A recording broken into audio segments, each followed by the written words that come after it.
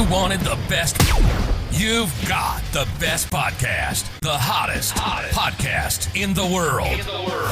The Chris Voss Show, the preeminent podcast with guests so smart you may experience serious brain bleed. Get ready. Strap yourself in. Keep your hands, arms, and legs inside the vehicle at all times, because you're about to go on a monster education roller coaster with your brain. Now, here's your host, Chris Voss. Hi, folks. Chris Voss here from the ChrisVossShow.com, the ChrisVossShow.com. Hey, thanks for tuning in. We certainly appreciate you guys being here. Today, we have another all the different LinkedIn, Twitter, Instagram, all those different places where all those crazy kids are playing. Goodreads.com/Chris Voss. Be sure to subscribe to the LinkedIn newsletter and the 122,000 LinkedIn business group over there. That thing is amazing. LinkedIn really is crazy these days with all the stuff they have going on. Remember, put your arm around your friend, family, relative, refer the show to them. Tell them to go join the show, sign up for it, and they can get all the amazing content that we have here on the show. Today, we have another amazing lady on the show. She is the Chief Executive Officer of the CABC, a former American diplomat to Canada, and a frequent media commenter and public speaker. Scotty is her name, Maryscott Scotty Greenwood, and she serves as a business and publicly. I'm having trouble with all the P's there. The public policy advocate, as well as a communications expert and political strategist to Fortune 500 companies, trade associations, and nonprofit organizations. Scotty is also the managing director and founding partner of Crestview Strategy US, and she serves on public, corporate, and private philanthropic board of directors. Welcome to the show, Scotty. How are you?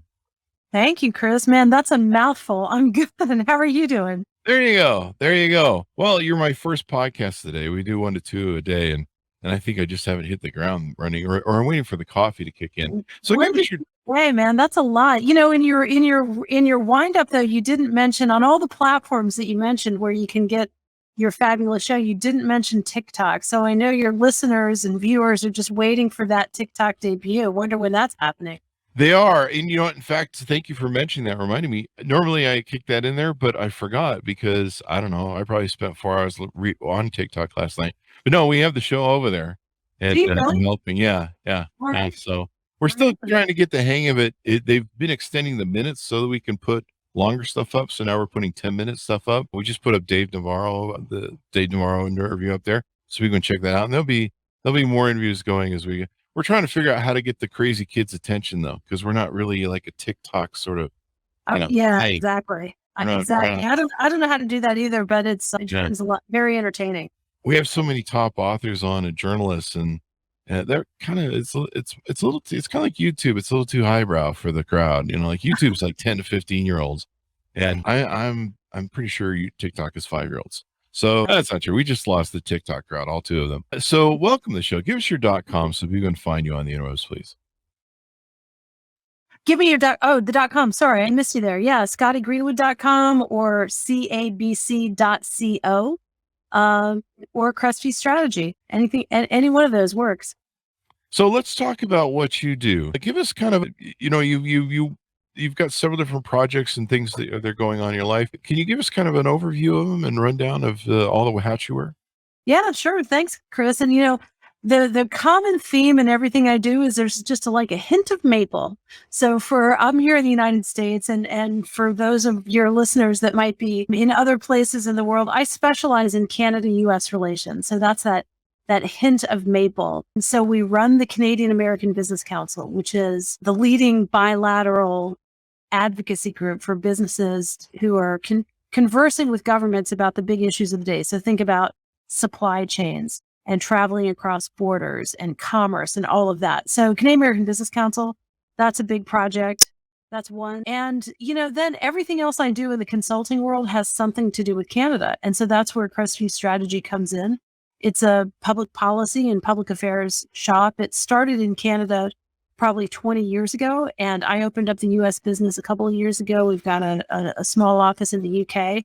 And so we help people navigate government relations and public affairs. And so if you're a business and you've got a challenge with government, which is almost every business at some point in their life. You call us. We're the Ghostbusters in government relations. There you go. So probably importing, exporting, dealing with government regulations between U.S. and Canada and stuff. Exactly right. Exactly right. And everything in between. So sometimes it's a public policy. It's a piece of legislation that you see coming down the pike and you think, gosh, that's really going to have an unintended consequence. It's going to put us out of business somehow. Or maybe the border is closed. I worked on a project, Chris, with the potato farmers of Prince Edward Island, Canada. Over the last several months, the U.S. border closed to their potatoes, and that's their biggest market. And it was a huge problem, and people were it risked losing their family farms after generations. And so we worked with the governments on both sides of the border, and with the farmers, and with the media, and a bunch of civil society. We got the border together. All of us got the border reopened, and they're now planting. So we were able to make it in time for the planting season, which is this spring. So things like that have a little Canada aspect to it. That's what I do all day, every single day. Yeah. Hey, asking for a friend, President. Do you have any baby formula spare kicking around? Exactly. I shouldn't laugh at that. That's a serious issue. I know the president invoked what's known as the Defense Production Act to try to get the supply chains going for infant formula, and hopefully that will work. But that's exactly the kind of thing that we work on, Chris, is when there is something that happens that needs to be addressed quickly or urgently. Typically we would get involved with something like that. Baby formula, thankfully we're not in that, but we wish everybody, Godspeed, because you can't, moms and dads can't afford to drive hours, to pick up their baby formula. I thought Canadians raise their babies on maple syrup. I thought that's what the baby formula in well, that's why they don't have supply crunch. They're doing just fine up there. The problem is here in the U.S. So I just got some Canadian honey, raw honey from, Amazon, but it's from Canada. Yeah. Amazing.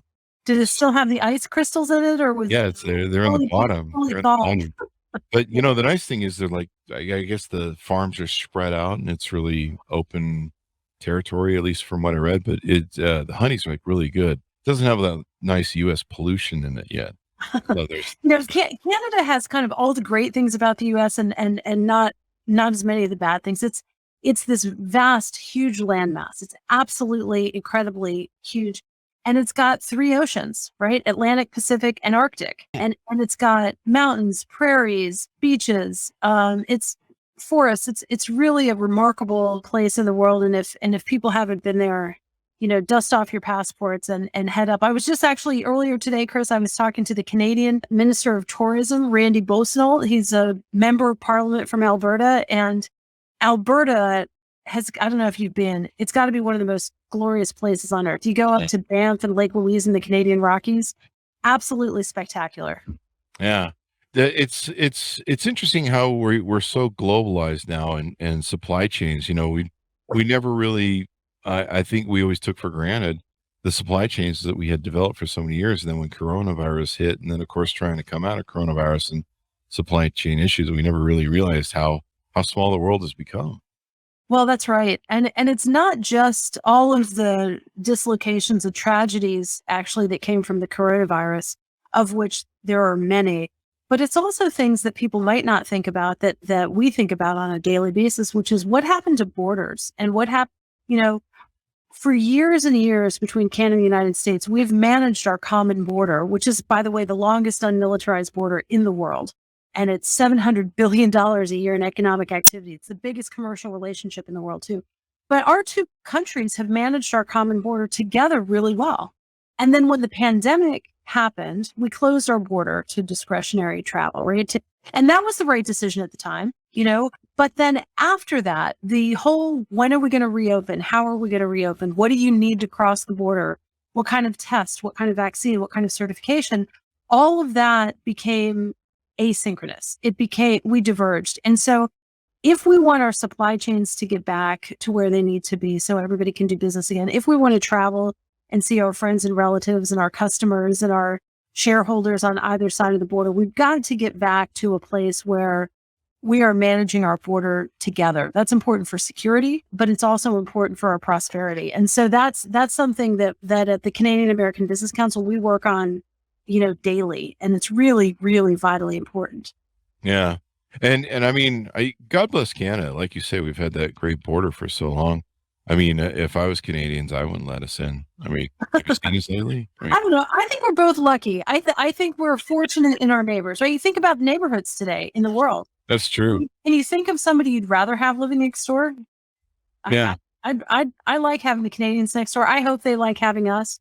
We're like the rowdy downstairs neighbor. Sometimes the music gets a little loud, and you got to call the cops. But we're pretty good neighbors for the most part. I always joke with my Canadian friends. I go, we're like your drunken brother who's always in trouble. We're like the Billy Carter of the family. And you guys are just up there going, oh, they started another war. Oh my God, they're just off doing asshole American stuff again. When will they ever learn? We're just like running around the world going, fight me. Well, yeah, except Chris, the only exception I would take with that is I think the problem, on the world stage right now is Russia and Canada, the United States. We're together on what do we do to fight that particular bully. So I didn't mean to get so serious with you, but I think it's really true.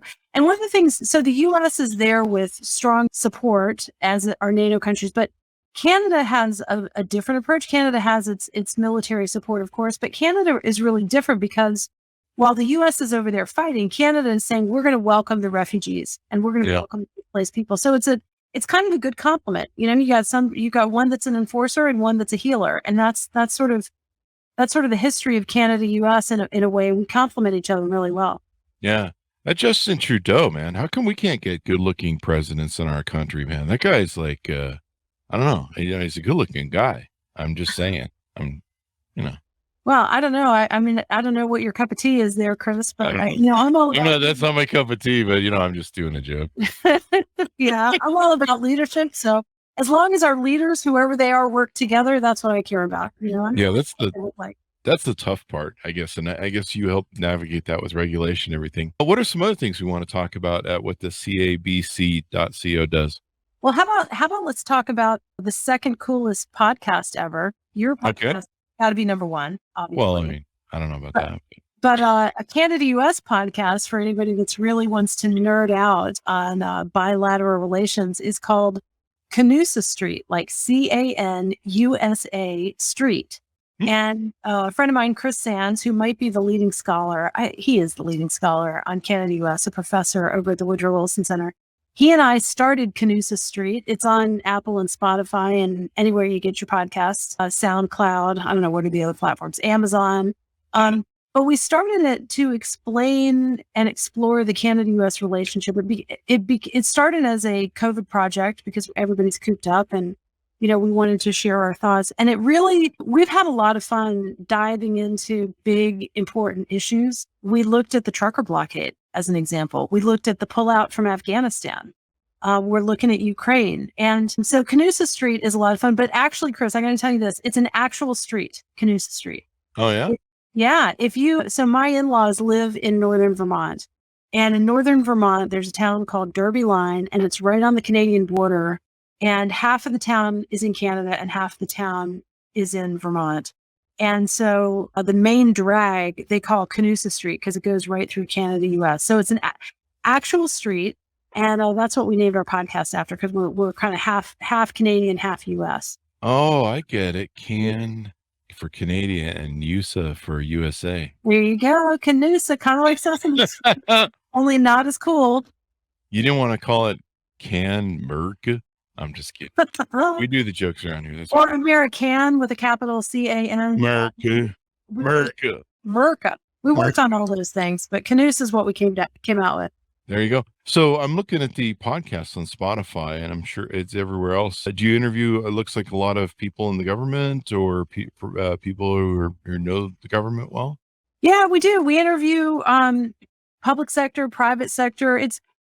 We try to get people who are knowledgeable. So as an example, one of the oldest environmental treaties that the U.S. has is the Columbia River Treaty. The Columbia River flows in the Pacific Northwest of our great country. It provides a lot of water to the Pacific Northwest at places like Idaho. And there's a treaty between Canada and the United States about how you manage that joint watershed, right?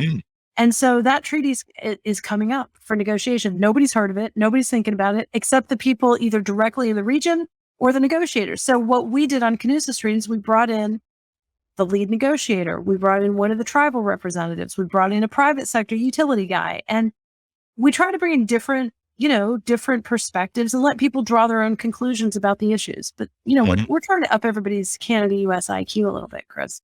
There you go. Hey, did Quebec ever quit trying to get away from you guys? Like they were just kind of like, we're doing our own thing over here? Yeah, they try to separate every once in a while. The last serious effort, I think, for separatism was in the 90s. The latest province in Canada that's talking about separating is actually the province of Alberta. I think whenever a region gets grumpy with their central government, they think they can leave. Although sometimes we think about maybe we could just trade. Yeah. If Alberta wanted to leave Canada and join the US, I'd be good with that. You're gonna have to, but you're gonna have to take Texas or Florida. So it has to be a fair trade. Well, I don't know. That's probably a bad thing to say about Alberta. I'm sure they're nice people, but we need to get rid of a couple states, especially Florida. If you've ever read Florida, I would trade Alberta for Florida. No offense to Florida, but I'd take Alberta. States, that'd be a good one.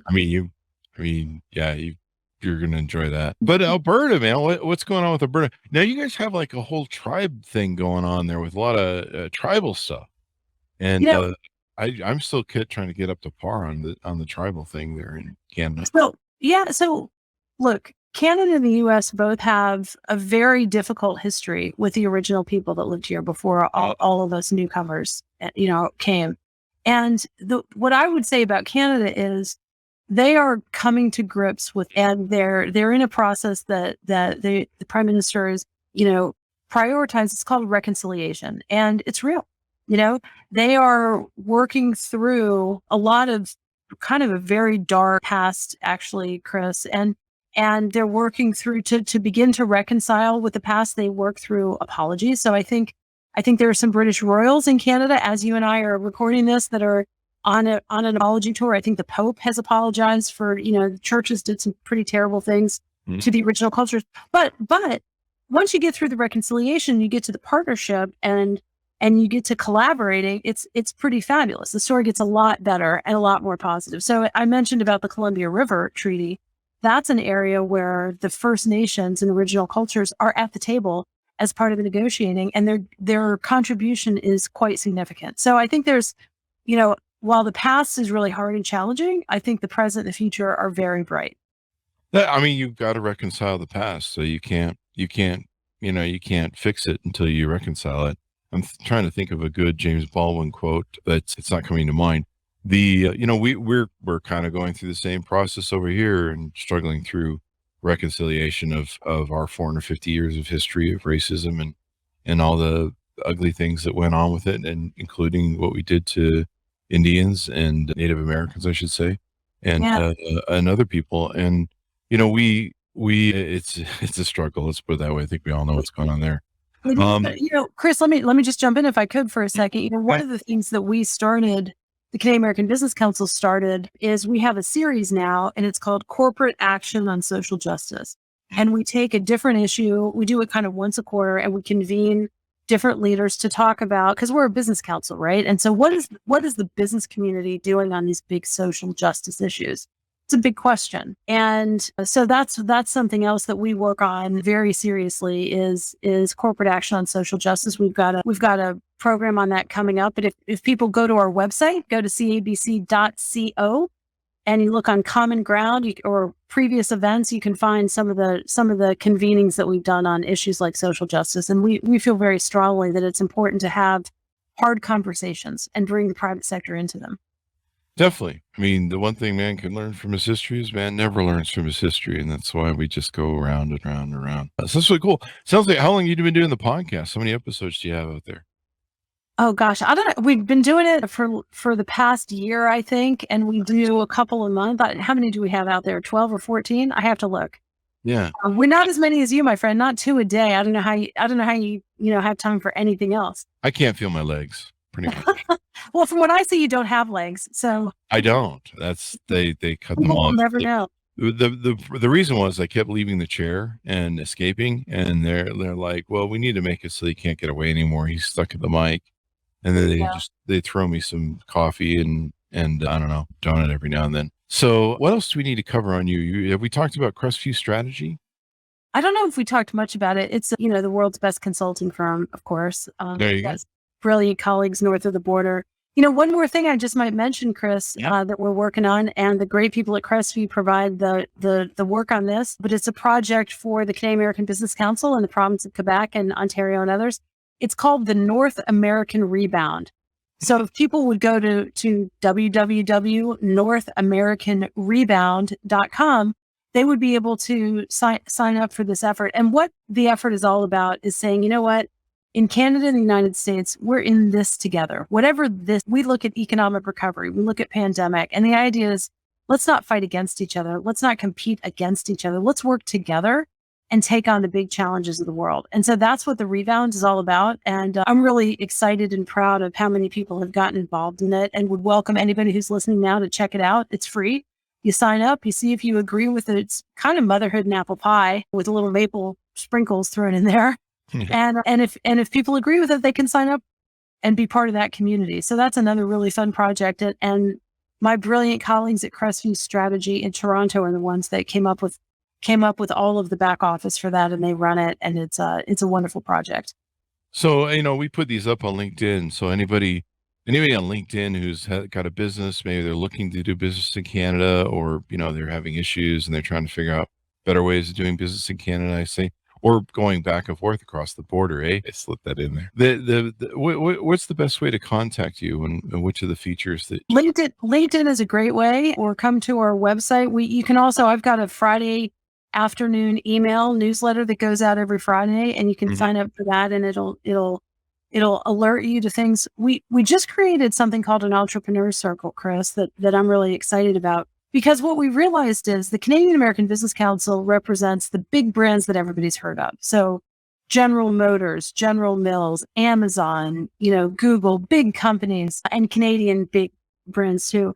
But what we didn't have until a couple of years ago is the voice of entrepreneurs, this, really important economic engine of our countries. But as the Business Council, we were focused on the big players. And so now we have the entrepreneurs involved, and that's a pretty great newish feature. And so people could get involved with the Entrepreneur Circle, with the Rebound, with the Friday newsletter, with the Canusa Street podcast. It's all there on LinkedIn, Chris, and whatever people's particular cup of tea is, we welcome involvement and welcome the conversation. Most definitely. I mean, that's what we call the Main Street, the entrepreneurs and the small, medium-sized businesses. And those used to be a driving factor in America. And I think they still are for a large part. I mean, especially after COVID, we've seen so many people that have gone into business for themselves. What type of market is, do you want to throw out some stats for what type of market if somebody's thinking, well, should I do business in Canada?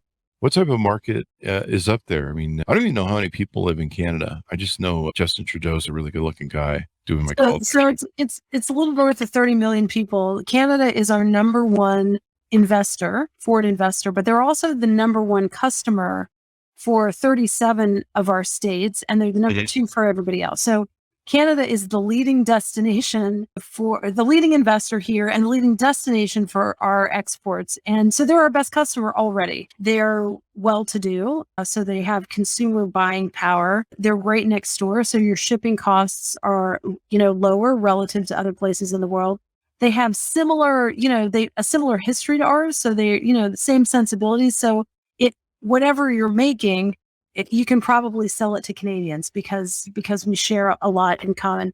We also manufacture a lot of things together, Chris. The parts and pieces go back and forth, and manufacturing go back and forth across the border. We benefit from this free trade area that it sounds wonky, and it is, but it's true. Our governments years ago figured out how to do business, how to allow businesses to do business with each other without charging additional, duties and tariffs.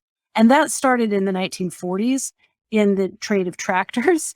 In the 1960s, they incorporated automobiles into that with the 1965 Auto Pact. And then we had the NAFTA, which is controversial in some quarters, but from a business perspective and manufacturing, it's been incredibly beneficial. right? And then just a couple of years ago, we updated the NAFTA. So there are ways to do business with each other that is much more friction-free than if you wanted to sell to anywhere else in the world. Plus, we share values. There are some places where, as an American, I just don't want to buy something from a country that I don't agree with. I don't want to buy anything that was made in Russia ever. Yeah, that's true. That's true. When the big trucking thing shut down, where they had the truckers parking up there and on the bridge, and I saw you did a video. You were speaking on the news about the impact of the business. I was amazed at how much money goes across that bridge. I had no idea until the news reports started saying, there's like $1 trillion going across that bridge every day. Yeah, it is the busiest commercial border crossing in the world. The Ambassador Bridge, it connects Detroit and Windsor. And there's more trade that goes across that one bridge than entire U.S. exports to Japan. Holy crap. Yeah, right? Protect that bridge at all costs. That's right. And there's a new crossing that's being built because the bridge is old and it's privately owned, which is a little bit worrisome to have that kind of critical piece of infrastructure held in private hands, since it's so important for all of us, right? So there's a new bridge that's being built, the Gordie Howe Bridge, and a great hockey player and played for Detroit. So it's perfect as a Detroit bridge. So those crossings are really important in that part of the world in the Great Lakes. They're so integrated. They have more in common with each other, Chris, than they do with Washington, D.C. or Ottawa, the two nations' capitals. Yeah. Is there anything we can do to get more Tim Hortons down here? I've never been to a Tim Hortons, but I just hear it's really good. The coffee. You gotta be kidding me. You've never been to Tim's? I've never been to Tim's. You've never had a double or I haven't lived yet. I have an In-N-Out burger on the corner. In-N-Out is delicious, especially if you do the secret menu. Maybe you do animal style. I don't know. But you got to go. You got to go north of the border. You got to go to Tim's. You got to dust off your passport. I do. And head up there because you're right. It's delicious. I'm a huge Rush fan, so I'm planning on going to several different Rush, the band sites, and doing that at Boot. And then, of course, I don't know, it'd be nice does Second City still have they still do comedy in studios up there, don't they? Are they doing that again? I don't know. Everything changed during COVID, but yeah, that's true. There's a pretty serious comedy scene. You're right, Second City and all that, but also a lot of great Canadians come down to the U.S. and make it big here. Think about Jim Carrey as an example. That's true. That's true. There's a lot of funny hosers up there. I'm planning on capturing Justin Bieber, and that way I can repatriate him, take him back, and we're just going to hand him over and just go. Do they want him? I mean, this is the question. You don't have a choice. Could you do a trade? Take Justin Bieber to Canada and bring Drake back here. Can we do that? Sure, yeah, that's fine with me, man. I'm not into rap. I'm an old rock and roll, classic rock and roll. That's fine with me. Oh, great. I just lost the rap crowd, all two of them. Yeah, that's true. They're probably not. Definitely not. That's probably very true. And Celine Dion, you've got to take her back too.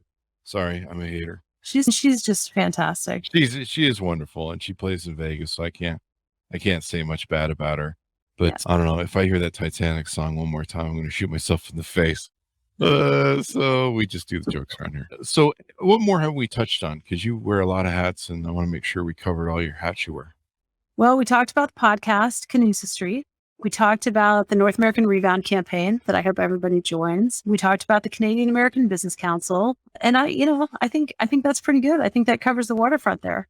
There you go. We talked about Crestview Strategy, which is, the world's best consulting firm. We have a wonderful operation in London, UK. So if people are trying to figure out how to do business over there, kind of post-Brexit, I got a guy for you. Yeah? He's very British. You got a guy? I got a guy in London, several of them, actually. There you go. And I've got about 50 colleagues north of the border in Canada. So we've, full service consultancy, if you're asking me for Crestview Strategy.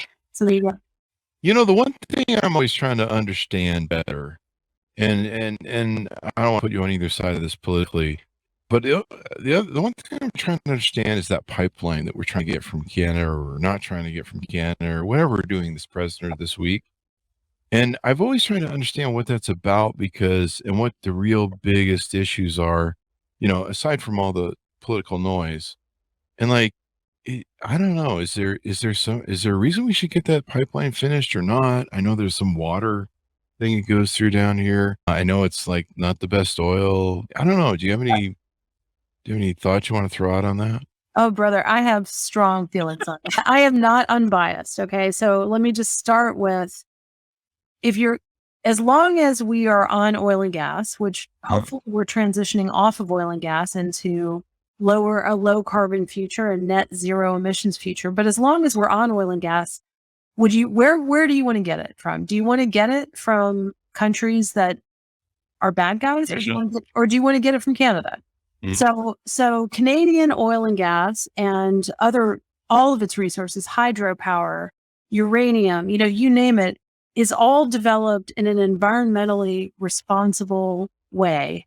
And so yeah, if you can get that maple flavored oil and gas, hydropower, uranium, all of your needs, Canada should be your first. So why is it controversial? It's controversial because, there are people who are pushing for the carbon transition to go faster. And I don't disagree with them, right? We've got to save the planet from global warming. We don't have a planet B, as people say. That's true. And so, you've got this tension between people who say, leave it in the ground, and people who say, if you're going to get it from anywhere, you might as well get it from Canada. The other thing we didn't talk about, Chris, but it's related to all this, is the issue, what's known as critical minerals and rare earths.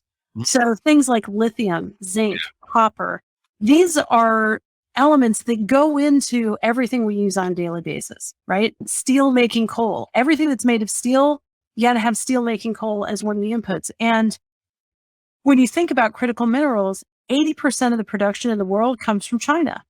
And you know what? They don't do it in a way that's environmentally responsible. They pollute entire rivers. They have forced labor. China is not a great place when it comes to protecting the environment or protecting people. So what can you do about it? Well, why don't we develop critical minerals right here in North America? Why doesn't Canada become the processor of choice? They're really good at developing resources. They have a ton of empty space. They have great regulations, good infrastructure, great partnerships with the indigenous communities. So the way I look at this question of resource development is, where's the place in the world where you can develop it responsibly, take care of the planet, be sustainable, deal with your environmental impact, deal with reclamation, clean up the water, all of that. That's the United States and Canada. It's not China, and it sure as heck isn't Russia right now. That's very true. And we already, got rid of a bunch of oil from Russia. So, it's interesting. You mentioned the lithium and the rare earth stuff. We're going through that right now. We're realizing supply chains can really muck up the works. And I know chip makers are trying to do more chips here, looking to build more chips here. The rare earth stuff, like you mentioned, I know that they're now looking expanding in, what's that lake in California that's all nasty? The Salton Sea. Evidently that thing has like piles of lithium, like just an extraordinary amount of lithium in it. And so now they're starting to switch up to draw that out. And yeah, that just makes sense. I mean, China is, thank God, Russia's kind of failing, but China, has a larger Navy than us at this point. I mean, they're on their way to being bad boys if they want to. And they cut us off, and we got a whole host of problems. If we go to war with China, so yeah, I think it's good. We're starting to maybe look home base, and yeah, that makes sense that, Canada, I mean, you guys have such a humongous amount of, I'm sure, resources up in all that land that you guys have. Yeah. Canada has, the largest proven reserves of pretty much everything, including fresh water in the world. And again, Canada knows how to develop and protect and sustain its resources in a way that makes a lot of sense. It's, it's not just about going to war with China, God forbid, Chris, but it's also, do you want to be economically dependent on China? Mm-hmm. And the answer is no, you don't want to be dependent on them, because you're right. They just turn off the tap anytime they want. They did it with critical minerals a few years ago and caused a huge global crunch, probably 10 years ago. And that was an original wake-up call. And it's, we've hit the snooze several times, but hopefully we're awake to the challenge now, and we're going to figure out how to develop the resources ourselves here in America. Yep. We've had a huge review channel for 12, 13 years now, where we review products and stuff. And coming out of COVID, we've had a lot of companies that we work with that send us products, speakers, headphones, amps, everything. And a huge amount of them are just really struggling coming out of COVID on top of everything, because they can't get the chips. And like the chips are in everything. And you're just like, wow, who screwed this one up? Or no, someone wasn't paying attention. Yeah, just to, hopefully we're learning from COVID and everything else. Hopefully we learn and do better, I guess. I think we are learning a lot and getting more clever. I'll just give you one little story about the chips. So General Motors is a member of the Canadian American Business Council, great American car company. And, you know, their chips in everything, including cars. And they were facing a real crunch in their facilities in Canada and in Detroit. And their engineers got really creative and ended up buying, 50,000 of some entire other product, like in Poland, and brought it over and sold off the rest of the pieces. All they wanted were the chips. And I don't remember if it was tractors or, combines or whatever they bought, but something entirely different just to get the chips. And they brought them in, and all of a sudden they were stuck in customs. Oh, wow. And it was like, oh no.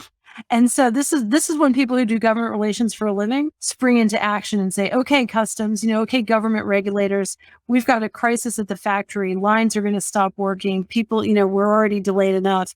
And miraculously, they got cleared by customs. And then that was U.S. customs. And then they got stuck where? At that ambassador bridge. So we had to do it again. But General Motors managed to get all those chips to their factories and got made. But that's, they were sweating it for probably an entire week of sleepless nights and how are we going to do this? And they ultimately solved the problem. But things like that go on behind the scenes every single day.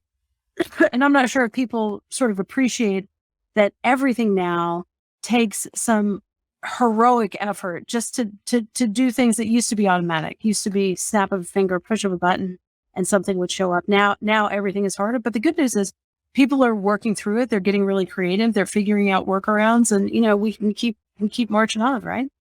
Yeah, hopefully what people got out of it was an understanding of how global markets work and supply chains. We have a number of authors that have been on that wrote books about supply chains. In fact, one of the authors we had on, he was on his book published right as the supply chains were crashing after COVID. And I'm like, wow, you couldn't have timed that any better. And so hopefully, Americans are learning more and thinking more. And I don't think they really thought much about where their products were sourced from. It's a Walmart. You press the Amazon button and it miraculously appears, and they don't understand, how much global trade it takes. So hopefully they have a better appreciation, and hopefully our governments, the people that run our governments, get wise to make sure that, business can flow and we can do more stuff locally. And I think hopefully a lot of things come out of it. So anything more you want to touch on before we go out? Well, look, I agree with you. Hopefully we can work together more locally, but also the bigger lesson here, Chris, I think is, we're all interconnected in this world. We're all brothers and sisters, and we've got to figure out a way to work together wherever things are sourced or supplied, wherever your customers are. It's better to be friends and work together than it is to be in conflict. And that's an example that I think Canada and the United States can show the world. And, hopefully people, as serious and stressful as times are, hopefully people will cling to those good news stories and those little glimmers of hope and innovation that have come out of stressful times, like supply chain crunch, like COVID, like the war in Ukraine. And we come out better on the other end. So that would be my hope for all of us. Hey, hopefully we'll learn our lessons. Give us all your .coms and stuff for people who can check you out on the interwebs. All right, you got it. So the podcast is Canusa Street, CANUSA Street. The Canadian American Business Council is CABC.co, and the consultancy is Crestview Strategy. So thank you so much, Chris. It's so great to talk to you. And thank you for coming on the show. We really appreciate it. Absolutely. I want to get my own branded hat like you have. I think that's the. I think we got it from Zazzle. That's, I don't know how I missed that move during all of this time on Zooms. I don't have my own ball. I have everyone else's ball cap. I don't have one for CABC. So that'll be my issue after we hang up. We got the book on the cup, and it's book on the cup. Yeah, the cup that I have, I don't have it with me today, but it says the coffee mug I have says you're on mute. Because wow, there you go. You have to hold that up at least 10 times a day. You're on mute. Yeah, sometimes when we have like journalists that are on the big shows like CNN or MSNBC or something, they come on and they're just like, it's a little much there, buddy. But the interesting thing about it is when Google picks up the screenshots on YouTube. And so usually I'm sitting next to, I don't know, John Avalon or, some other, Clarissa Ward or somebody from CNN. And so they're beside me. And so it shows up with a show, and people can actually, look at the picture and go, oh, they showed a podcast with the Chris Voss Show. We should go check that out. It's like the best advertisement in the world. That's cheeky. That's fantastic. I didn't even think to put up my backdrop next time. Next time I will put up a backdrop and try to get some of that. There you go. You need like a giant maple tree behind you with the whole valve in it, so the maple's coming out into the spigot. Oh, there you go. Yeah. There you go. And I don't know, a big maple leaf flag there. I don't know. Little free brand consulting right here on your podcast. Real time. Amazing. There you go. There you go. That's what they pay me, the big bucks. Anyway, I certainly appreciate having you on the show, Scotty. Thank you very much. Thanks to my audience for tuning in. We certainly appreciate you guys as well. Remember, go put your arm around that friend, look him deep in the eyes and say, join the family that loves you but doesn't judge you, the Chris Voss Show. The best kind of family there is, of course. Go to youtube.com/Chris Voss, hit the bell notification button, go to goodreads.com/Chris Voss. All of our groups on Facebook, LinkedIn, Twitter, Instagram, TikTok, as Scotty reminded me earlier. And make sure you subscribe to the LinkedIn newsletter in the 122,000 LinkedIn member group over there. That's always amazing. LinkedIn is just something else. Anyway, guys, thanks for tuning in. Be good to each other. Stay safe, and we'll see you guys next time.